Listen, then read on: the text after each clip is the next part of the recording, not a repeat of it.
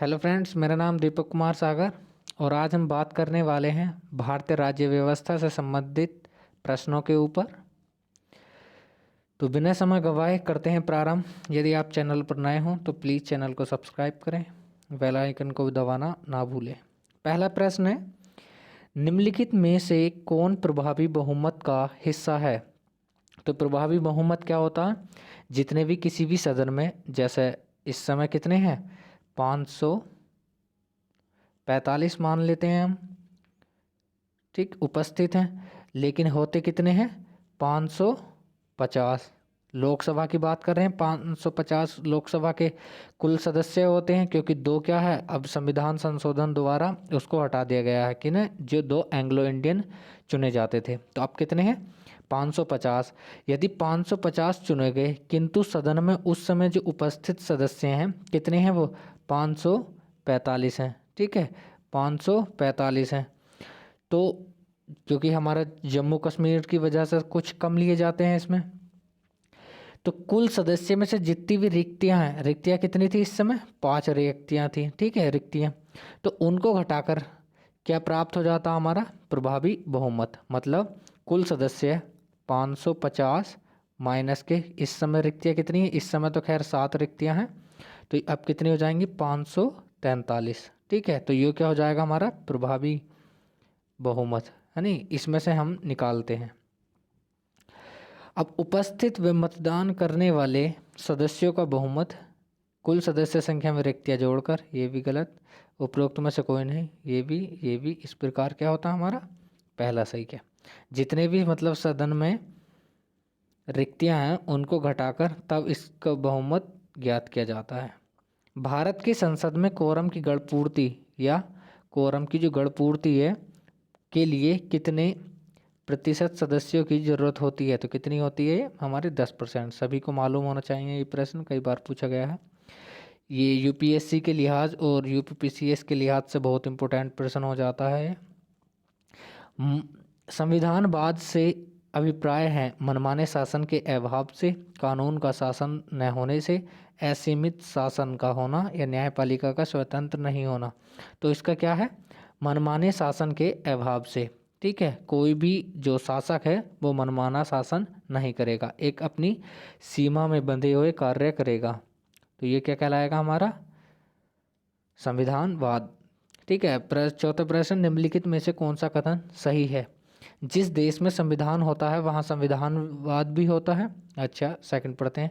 जहाँ संविधान नहीं वहाँ संविधान भी नहीं, सामान्यतः संविधान व संविधानवाद साथ साथ चलते हैं। Yes, C is the right answer. बात करता हूँ, जिस देश में संविधान होता है वहाँ संविधानवाद भी होता है, तो ऐसा क्या है? गलत है। क्योंकि जिस समय हिटलर ने क्या किया था? द्वितीय विश्व युद्ध किया था, और वहाँ पर क्या थी? तानाशाही, ठीक है। तो तानाशाही, किंतु उस वहाँ पर भी क्या था? संविधान उपस्थित था, लेकिन वो कैसा था? संविधानवाद से पूरित नहीं था। इस वजह से हम ये नहीं कह सकते कि वहाँ संविधान होना आवश्यक है। ऐसे मान लीजिए चीन और रूस में भी संविधान है, किंतु वहाँ क्या संविधानवाद है? नहीं है। या फिर ये कह लीजिए जो दक्षिण कोरिया है, किम जोंग, संविधान तो वहाँ भी है, किंतु क्या वहाँ संविधानवाद है या सीमित है? जो चाहे किम जोंग वो कर सकता है। तो इस प्रकार क्या सामान्यतः ये बिल्कुल सही है कि 99% केसेस में क्या होता है, जहाँ संविधान होता है वहाँ संविधानवाद भी उपस्थित होता है। प्रस्तावना की संकल्पना किस देश से ली गई है? दक्षिण अफ्रीका, अमेरिका, जापान, ब्रिटेन। तो ये किससे ली गई है? अमेरिका से, ठीक है। यदि बात करता हूँ इसकी भाषा कहाँ से ली गई है? भाषा ली गई है हमारी ऑस्ट्रेलिया से। कहाँ से? ऑस्ट्रेलिया से। इसको याद रखेंगे, ये पूछे जाने वाले प्रश्न है। उद्देश्य प्रस्ताव के बारे में निम्नलिखित कथनों पर विचार कीजिए। उद्देश्य प्रस्ताव तात्पर्य क्या है? जो बाद को क्या बना? प्रस्तावना संविधान की या उद्देश्य का, ठीक। पढ़ते हैं। उद्देश्य प्रस्ताव को जवाहरलाल नेहरू द्वारा संविधान सभा में 13 दिसंबर 1946 को रखा गया। बिल्कुल राइट। संविधान सभा ने 23 जनवरी 1947 को इसे स्वीकार कर लिया। अच्छा, नेक्स्ट पढ़ते हैं। उद्देशिका को बाद में प्रस्तावना के रूप में जाना जाने लगा, ये सही है। अब देख लेते हैं ऑप्शन क्या है हमारा, कौन कौन से सही थे। पहला सही था, ठीक है, और तीसरा सही है। दूसरे का भी हमें कंफ्यूज है, तो देखते हैं पहला और दूसरा, एक और तीन, केवल दो, केवल तीन। तो इसमें दो, एक और तीन के साथ दो कहीं भी नहीं दिख रहा, इस प्रकार दो क्या हो जाएगा हमारा, गलत हो जाएगा। तो इसलिए आंसर क्या हो जाएगा, बी, एक और तीन। ठीक है, इस प्रकार से भी इन प्रश्नों को हल किया जा सकता है कि दूसरा नहीं है किसी भी एक दो के साथ, एक तीन के साथ। सातवां प्रश्न है, निम्नलिखित में से किसने भारत की प्रस्तावना में वर्णित लोकप्रभुता को एक भ्रम बताया है। तो ये कौन थे, केसी वियर। ये एक राजनीतिक वैज्ञानिक थे, जिन्हें राजनीति विज्ञान से संबंधित महापुरुष कहते। इन्होंने संविधान की आलोचना की थी ये कहकर कि संविधान में जो लोकवाद है वह एक भ्रम है। प्रश्न 8वां, निम्नलिखित में से कौन समता के अधिकार के तहत आता है।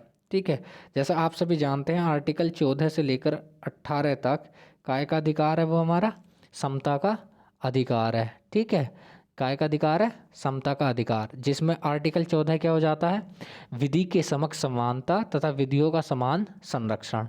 15वां, धर्म, मूल वंश, जाति और लिंग और जन्म स्थान के आधार पर विभेद का प्रतिषेध है, कि राज्य इनसे संबंधित किसी भी आधार पर विभेद नहीं करेगा। बात करते हैं 16 की, तो 16 में क्या है, जो लोक नियोजन है, लोक नियोजन मतलब सरकारी जो रिक्तियां हैं उनके विषय में अफसर की जो समानता होगी वो सभी को होगी। किंतु इसमें क्या है, कुछ अपवाद भी हैं। अस्पृश्यता का अंत कौन सा करता है, आर्टिकल 17, आर्टिकल 17 अस्पृश्यता का, छुआछूत का अंत करता है। और 18 सर्वविदित है कि जो उपाधियों का अंत है वो आर्टिकल 18 में है। तो इस प्रकार देखना हमें समता के अधिकार से संबंधित है। अस्पृश्यता का उन्मूलन बिल्कुल कायम है, आर्टिकल 17। उपाधियों का अंत 18। अपराधों के लिए दोष सिद्धि के संबंध में संरक्षण, ये क्या कह रहा है, अपराधों के लिए दोष सिद्धि से संरक्षण, ये आर्टिकल 20 में। आर्टिकल 20 क्या है, स्वतंत्रता का अधिकार जो है 19 से लेकर 22 तक कायम है हमारे स्वतंत्रता का अधिकार, जिसमें से आर्टिकल 20 अपराधों के लिए दोष सिद्धि के संबंध में संरक्षण इसके अंतर्गत आता है। ठीक है, इस प्रकार हमारा ये गलत हो जाता है। भारत के किसी भी भाग में निवास करने का अधिकार, ये क्या है हमारी एक स्वतंत्रता है। क्या है, स्वतंत्रता, जो 19 का जी है उसके तहत ये स्वतंत्रता दी गई है। तो इस प्रकार केवल 1 और 2 सही हो जाते हैं इसके। देख लेते हैं कौन सा option, D option is the right answer. 9वां प्रश्न है, मानव दुर्व्यवहार शब्दावली के अंतर्गत शामिल नहीं है। आपको जैसे मालूम होगा कि आर्टिकल 23 से 24 जो है हमारा क्या है, शोषण के विरुद्ध अधिकार दिया गया है। क्या दिया गया है, शोषण के विरुद्ध अधिकार। ठीक, 23 में क्या कहा गया है, मानव के दुर्व्यापार और बलात्श्रम का प्रतिषेध करेगा कौन, राज्य। ठीक है, और कारखानों आदि में बालकों के नियोजन का प्रतिषेध, ये किस में है, आर्टिकल 24 में। तो हमें बताना मानव दुर्व्यापार शब्दावली के अंतर्गत कौन शामिल नहीं है। मनुष्य का क्रय विक्रय बिल्कुल शामिल है। किसी स्त्री को वेश्या बनाने के लिए बाध्य करना या उस तथा उसकी आय से जीवन यापन करना बिल्कुल शामिल है। भ्रूण हत्या, अच्छा, दास प्रथा का कोई रूप बिल्कुल शामिल है। भ्रूण हत्या ये शामिल नहीं है इसमें। ठीक है, याद रखेंगे इसे, भ्रूण हत्या शामिल नहीं है। तो इस प्रकार नहीं पूछा था इन्होंने, तीसरा आंसर इसका सही हो जाता है, सी, केवल सी। 10वां प्रश्न बहुत महत्वपूर्ण है, important, very very very important है। अल्पसंख्यकों का निर्धारण धर्म और भाषा 2 आधारों पर ही होगा, ये भी सही है। जो आर्टिकल हमारा 30 है स्पष्ट करता है कि अल्पसंख्यकों का जो निर्धारण होगा वो भाषा और धर्म के आधार पर किया जाएगा। या फिर यूँ कहें कि संविधान में किस जो अल्पसंख्यकों का आधार है वो कितने प्रकार का है, 2 प्रकार का, धर्म और भाषा। याद रखेंगे इसे, धार्मिक अल्पसंख्यक और भाषिक अल्पसंख्यक। अनुच्छेद 30 में स्पष्ट किया गया है कि भाषा में लिपि अंतर्निहित नहीं है, जो कि अनुच्छेद 29 से असंगत है। क्या है, 29 से असंगत। कहने का तात्पर्य अनुच्छेद 30 में स्पष्ट किया गया है नहीं। भाषा में लिपि अंतर्निहित नहीं है। अनुच्छेद 29 से असंगत है। अच्छा, पढ़ लेते हैं अभी।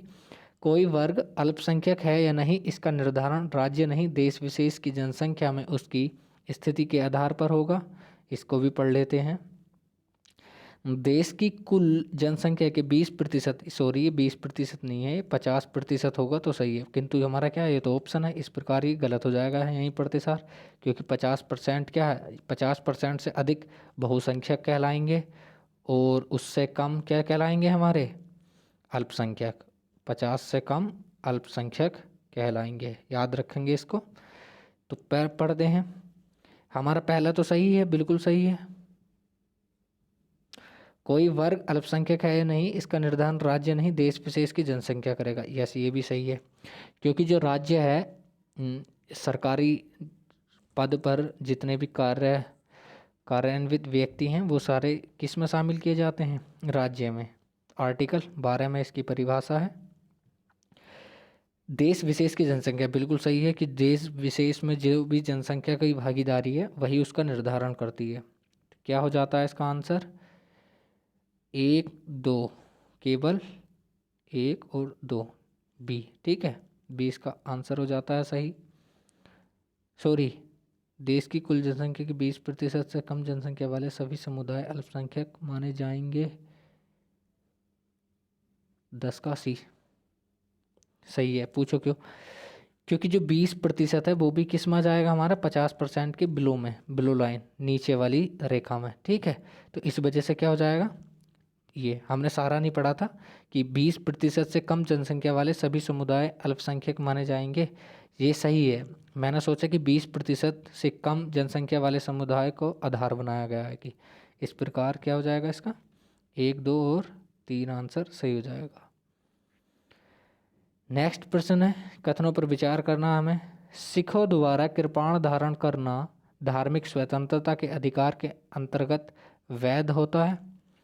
अंतःकरण की स्वतंत्रता के तहत अपना धर्म बदलने की स्वतंत्रता भी शामिल है। इसका सी हो जाएगा। क्या हो जाएगा, 11 का सी हो जाएगा। अंतःकरण से तात्पर्य होता है कि धार्मिक जो अपने निर्णय हैं उनको लेने में व्यक्ति स्वतंत्र होगा। अनुच्छेद 22 के तहत निम्नलिखित में से कौन गिरफ्तार किए गए व्यक्ति का अथवा के अधिकार हैं अथवा हैं, तो किसके गिरफ्तारी का कारण जानने का अधिकार, बिल्कुल है। अपने रुचि के वकील से अपना मामला प्रस्तुत करने का, बिल्कुल है। 24 घंटे में नज़दीकी मजिस्ट्रेट के समक्ष प्रस्तुति का अधिकार, बिल्कुल है। इस प्रकार 1 2 और 3 इसका सही आंसर हो जाता है। प्रश्न नंबर 13 वेरी वेरी इंपॉर्टेंट है। मूल अधिकार के संदर्भ में विचार करना, यह देश की मौलिक विधि है, बिल्कुल सही। मौलिक से तात्पर्य प्राथमिक विधि है। ठीक है, ये हो जाएगा 13वां। यह संविधान द्वारा रक्षित और प्रवर्तित होते हैं, बिल्कुल सही है। इन अधिकारों में परिवर्तन करने के लिए संविधान में संशोधन करना जरूरी है। इस प्रकार 1 2 3 डी आंसर हो गया इसका। नेक्स्ट प्रश्न है, निम्नलिखित कथनों पर विचार कीजिए। विधि के समक्ष समता और विधियों का समान संरक्षण का अधिकार विदेशियों को नहीं प्राप्त है, बिल्कुल सही है बात। विदेशियों को नहीं प्राप्त है, क्योंकि मैं बात करूं जो हमारे आर्टिकल 15 16 19 29 और 30, 15 16 19 29 30 ये किसे प्राप्त है, केवल नागरिकों को, भारतीयों को। ठीक है, और यहाँ देखते हैं क्या कहा है, विधि के समक्ष समता और विधियों का समान संरक्षण का अधिकार विदेशियों को नहीं प्राप्त है। तो ये क्या हो जाता है, हमारा कथन गलत हो जाता है।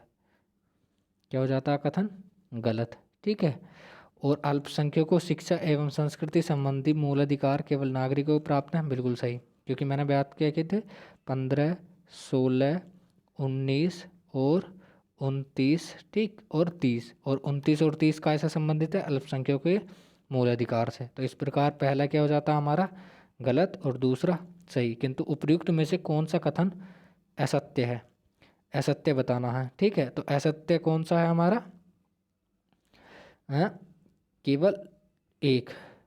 ठीक, असत्य कथन क्या हो जाता है हमारा, एक। तो ये कौन सा ये आंसर हो गया इसका। प्रश्न 15, भारत में मौलिक अधिकारों के संबंध में निम्नलिखित कथनों पर विचार कीजिए। ये राज्य कृत्यों के विरुद्ध एक गारंटी है। जी सही है ये भी। ये संविधान के भाग 3 में सूचीबद्ध हैं, बिल्कुल सही। अनुच्छेद 12 से लेकर 35 तक, कितने 12 से लेकर 35 तक। ये सामाजिक आर्थिक, ये गलत है। ये तीसरा गलत है। ये काय में मिलता हमें, DPSP, directive principle policy of state, ठीक है, directive principle of state policy, या फिर कहें राज्य के नीति निर्देशक तत्व। तो 1 2 केवल ए सही हो जाता है। 16वां प्रश्न, निम्नलिखित कथनों पर विचार करना है। मूल अधिकार को लागू करने के लिए कानून बनाने की आवश्यकता नहीं है, बिल्कुल सही, क्योंकि क्या है ये संविधान में मूल जो प्रवर्तित हैं वो पहले से ही हैं। संविधान लागू होने से नीति निर्देशक तत्वों को लागू करने के लिए समुचित कानून बनाने की आवश्यकता होती है, बिल्कुल सही, क्योंकि नीति निर्देशक तत्व क्या है, भारत की जितनी भी पॉलिसीज़ होंगी उनमें मूलभूत होंगी।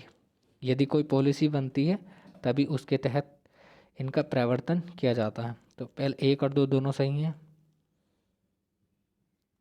नेक्स्ट प्रश्न है, अनुच्छेद 34 के अंतर्गत वर्णित है, सेना के मूल अधिकारों को सीमित करने की संसद की शक्ति। सेना विधि लागू होने की स्थिति में संसद विधि द्वारा मूल अधिकारों पर पूर्णतः या अंशतः निर्बंधन आरोपित कर सकती है। 17 का यही है। क्या होता है इसके मतलब, अगर कोई भी व्यक्ति सेना में शामिल है तो उसके मूल अधिकारों को जो संसद है वो कम कर सकती है, ठीक है। जैसा हमारा सूचना का अधिकार है, आम नागरिकों को प्राप्त है किंतु उन्हें प्राप्त नहीं है, या फिर यूं कहें कि उन्हें वाक और अभिव्यक्ति की स्वतंत्रता होती है आम लोगों को, आम जनता को, किंतु उन्हें नहीं है। 18वां प्रश्न है, समता के अधिकार के अंतर्गत शामिल है लोक नियोजन के विषय में अफसर की समता, विधि के समक्ष समता और विधियों का समान संरक्षण, सेना या विद्या संबंधी सम्मान सहित सभी उपाधियां। मैंने बात की थी अभी आपसे कि जो आर्टिकल 14 है, आर्टिकल 14 में क्या कहा गया है, विधि के समक्ष समता, ठीक है। और आर्टिकल 16 में क्या किया गया है, लोक नियोजन के विषय में अफसर की समता, ठीक है। और 18 में क्या कहा गया है, सेना नहीं, उपाधियों का अंत, ठीक है। जितनी भी उपाधियां होंगी उनका अंत, किंतु सम्मान जो है, सम्मान दिए जा सकते हैं। ये मुद्दा भी उठा कि सेना को जो दिया जाता है सम्मान, क्या वो उपाधि है, तो वो उपाधियों में शामिल नहीं होते हैं। विद्या संबंधी जैसे डॉक्टरेट की हुई, क्या वो सम्मान है, नहीं, वो क्या है, उसकी एक पहचान या यूं कहें उपाधि है। तो इसका कौन सा हो जाता है हमारा, तीसरा तो गलत होता है इसका, केवल 1 और 2 सही, ठीक है। 18 का 1 और 2, C is the right answer. Next प्रश्न, सूची 1 को सूची 2 से सुमेलित करनी है। 1 मिनट, अब आ गया है ये, ठीक। जैसे अनुच्छेद 16 में किसका जिक्र है, जो लोक नियोजन, ठीक, लोक नियोजन से है, तो 16 का लोक नियोजन। अनुच्छेद 20 में हमने पहले ही शुरुआत में बात की थी, अपराधों के लिए दोष सिद्धि के संबंध में संरक्षण। क्या है, अपराधों के लिए दोष सिद्धि के संबंध में संरक्षण, बी का 4। और अनुच्छेद 24 में क्या है, जो 24 और 25 है, अनुच्छेद 23 और 24, उनमें शोषण के विरुद्ध अधिकार है, ठीक है। कौन सा अनुच्छेद, 23 से 24, याद रखेंगे इसे। तो क्या है इसमें, शोषण के विरुद्ध अधिकार। तो 24 हो जाएगा हमारा कारखाना, 16 क्या था, लोक नियोजन, और 20 क्या था, अपराधों के लिए दोष सिद्धि संरक्षण, और अनुच्छेद 28 है धार्मिक उपासना। क्या, धार्मिक उपासना। तो आप मैचिंग कर लेना आंसर कौन सा सही होगा इसका। 20वां प्रश्न वेरी वेरी इंपॉर्टेंट है, रिट जारी करने का अधिकार, क्या रिट जारी करने का अधिकार किसको है, ठीक है। यह के संदर्भ में हमें कथन दिए गए हैं, उनको बताना। अनुच्छेद 32 सर्वोच्च न्यायालय को रिट जारी करने की शक्ति देता है, बिल्कुल सही है। अनुच्छेद 226 उच्च न्यायालय को रिट जारी करने की शक्ति प्रदान करता है, बिल्कुल सही है। आपातकाल के दौरान अनुच्छेद 226 को निलंबित किया जा सकता है, यद्यपि 32 को नहीं। तो क्या है ये, गलत है, गलत है। आपातकाल के समय भी केवल किन्हें 20 और 21 को निलंबित नहीं किया जा सकता है, याद रखेंगे सभी। सुमेलित करना है हमें, सुमेलित नहीं है ये बताना है। आर्टिकल 25 किसी धर्म के मानने एवं प्रचार की स्वतंत्रता, बिल्कुल सही। 26 किसी धर्म विशेष के लिए कर देने से स्वतंत्रता। अच्छा, बात करते हैं अभी इस पर। 27वां धार्मिक कार्यों के प्रबंधन की स्वतंत्रता। ठीक है, तो बात करता हूँ 27 की। 27 में काय का जिक्र है? करों का, जो कर होते हैं उनका जिक्र है, तो ये तो हमारा गलत हो जाता है। आर्टिकल 26 की बात करूँ तो यहाँ धार्मिक कार्यों के प्रबंधन से है, ना कि कर से। कर का जो सिस्टम है वो किस में? आर्टिकल 27 में। और यहाँ क्या है? धर्म के प्रबंधन की। आर्टिकल 25 बिल्कुल हमारा सही है, आचरण प्रचार करने की स्वतंत्रता। तो इस प्रकार 2 और 3 क्या हैं? असुमेलित हैं, सुमेलित नहीं है, तो 2 और 3 कायम है बी में। ये पूछे जाते हैं सभी, और यूपीएससी का है पैटर्न जितना भी है। 22वां विधि के समक्ष समानता एक नकारात्मक संकल्पना है जिसमें किसी भी व्यक्ति को जन्म या मत के आधार पर कोई विशेष अधिकार नहीं होंगे, सभी वर्ग समान रूप से सामान्य विधि के अधीन होंगे। ये राइट है, बिल्कुल राइट है। इसमें क्या होता है कि जन्म से ही किसी व्यक्ति को विशेष अधिकार नहीं प्राप्त होते हैं। बात करते हैं विधियों का समान संरक्षण, तो इसमें क्या है? विधि के समक्ष समानता की अपेक्षात्मक अधिक सकारात्मक है। ठीक है, क्योंकि मैं आपको बता दूं जो हमारे यहाँ ली गई है वो रेशनल इक्वालिटी, या यूँ कहें कि अनुपातिक समानता का एडॉप्ट किया गया है संविधान में। अनुपातिक समानता से तात्पर्य जैसे कोई गरीब व्यक्ति है और कोई अमीर व्यक्ति है, तो उसके उसी अनुपात में क्या होगा? जो संवैधानिक प्रावधान है वो लागू होंगे। जैसे कि कोई राज्य है, वो अपनी एक पॉलिसी बना रहा है, कोई ये सोचे कि मुझे अमीर हूँ तो मुझे ज़्यादा लाभ मिले, तो ऐसा नहीं, उसकी अपेक्षा उसको कम लाभ दिया जा सकता है, जबकि जो गरीब है उसको ज़्यादा है। ठीक है, तो इस वजह से क्या हो जाती है? एक सकारात्मक संकल्पना हो जाती है, कम वाले को ज़्यादा और ज़्यादा वाले को कम। तो उपयुक्त में से कौन सा असत्य है भैया? असत्य तो कोई सा भी नहीं है। इस प्रकार न तो 1 और न ही 2। ये प्रश्न कई बार पूछा गया, यूपीएससी में भी पूछा गया, और मैंने शायद 4 पॉलिटी के टेस्ट दे चुका हूँ और उसमें 2 में तो ये आ चुका है। मूल अधिकार के संदर्भ में निम्नलिखित कथनों पर विचार कीजिए। राज्य किसी नागरिक के विरुद्ध केवल धर्म, मूल, वंश, जाति, लिंग, जन्मस्थान या इनमें से किसी के आधार पर विभेद करेगा। यार विभेद को निषेध किया गया है, विभेद नहीं करेगा। अनुच्छेद किसमें? 15 में। राज्य के अधीन किसी पद पर नियोजन या नियुक्ति से संबंधित विषयों में सभी नागरिकों के लिए अवसर की क्या होगी? समता होगी। ये क्या है? बिल्कुल राइट।